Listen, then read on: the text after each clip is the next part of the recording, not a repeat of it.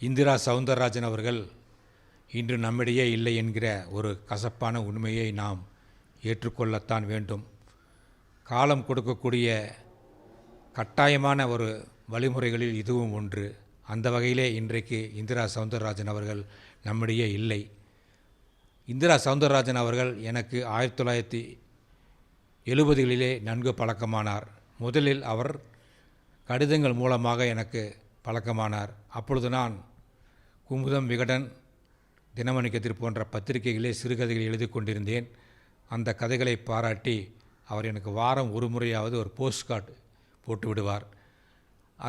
அந்த தபால் கார்டிலே அவர் தான் டிவிஎஸ் நிர்வாகத்தில் பணிபுரிவதாகவும் ஓய்வு நேரங்களில் தாமும் கதைகளை எழுதுவதாகவும் என்னிடம் சொல்வார்.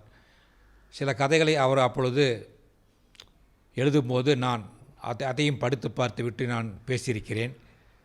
1978 என்று நினைக்கிறேன், கலைமகளில் ஒரு குறுநாவல் போட்டி வந்தது. அந்த குறுநாவல் போட்டியிலே அவர் முதல் பரிசை வென்றார். அதுதான் அவருடைய எழுத்துக்கு அவர் போட்ட பிள்ளையார் சுழி.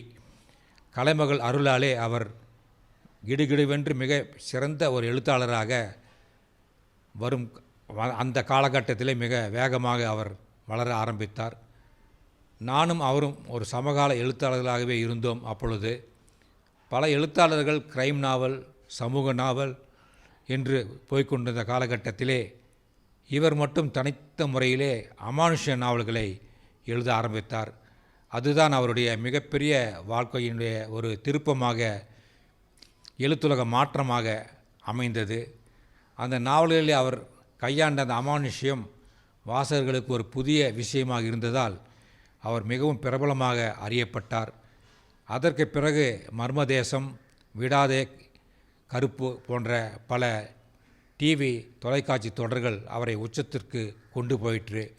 அதிலே அவர் கையாண்ட அந்த மொழி நடை, அந்த கதை சொல்லும் உத்தி நேயர்களை மிகவும் கவர்ந்ததால் மிக சிறப்பாக அதிலே முன்னேறி ஒரு உயர்ந்த இடத்தை பெற்றார்.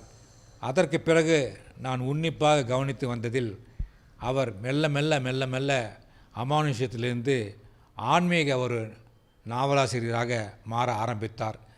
அந்த கதைகளை படித்த போதும் எனக்கு ஒரு பிரமிப்பு அவர் மேல் உண்டாயிற்று. என்னதான் ஆன்மீகம் எழுதினாலும் அந்த ஆன்மீகத்திலே அவர் ஒரு விஞ்ஞானத்தை கலந்து கடைசியிலே இது ஆன்மீகமா இல்லை மெய்ஞானமா என்ற ஒரு புதிரோடு அவர் கதைகளை முடித்த விதம் எனக்கு மிகவும் பிடித்திருந்தது. இது சம்பந்தமாக நான் அவரிடம் நிறைய தடவை அலைபேசியிலே பேசி நாங்கள் மகிழ்வோம். எல்லாவற்றையும் காட்டிலும் ஒரு நல்ல மனிதராக அவர் தன்னுடைய கடைசி காலம் வரை வாழ்ந்து காட்டினார். மிகவும் ஒரு மன நலம் மிக்க, தைரியம் மிக்க ஒரு எழுத்தாளராகவும் அறச்சீற்றம் கொண்டவராகவும் அவர் விளங்கினார்.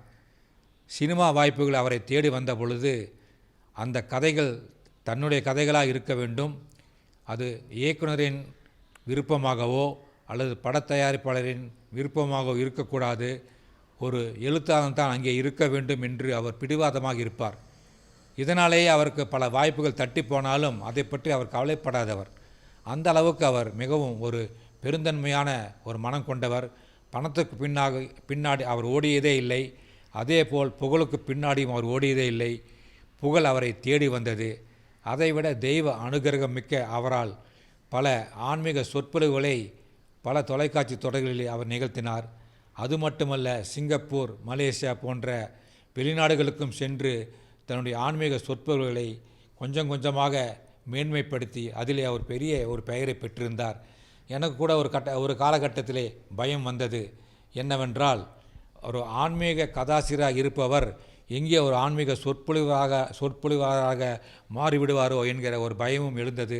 அதை பற்றி நான் ஒரு தடவை அலைபேசியிலே பேசிய பொழுது, இல்லை சார், நான் கண்டிப்பாக நான் எழுத்தாளர் என்கிற பதவியிலிருந்து நான் கீழே இறங்க மாட்டேன். இதெல்லாம் என்னுடைய மன அமைதிக்காகவும் என்னுடைய மன திருப்திக்காகவுமே தான் நான் செய்து கொண்டு வருகின்ற இந்த ஆன்மீக சொற்பொழிவுகள்.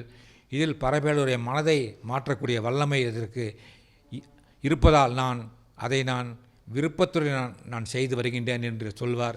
அந்த வகையில் அவர் கிட்டத்தட்ட எனக்கு தெரிந்தவரை அவர் 300 நாவல்களுக்கு மேல் அவர் எழுதியிருக்கிறார். இந்த காலம் அவருடைய கையிலிருந்து எழுதுகோலை கட்டாயமாக பறித்துவிட்டது தான் எனக்கு மிக கொடுமையாக இருக்கிறது. மதுரை என்று நினைத்தால் அவருடைய ஞாபகம் வராமல் போகாது. அவர் சேலத்திலே பிறந்த மாங்கனி, மதுரையை ஆண்ட மாமணி என்று கூறி அவருடைய நினைவை என்றும் நாம் போற்றுவோம். அவர் மறைந்தாலும் அவருடைய படைப்புகள் நம்மோடு வாழ்ந்து கொண்டே இருக்கும். வாழ்க இந்திரா சவுந்தரராஜன் புகழ்.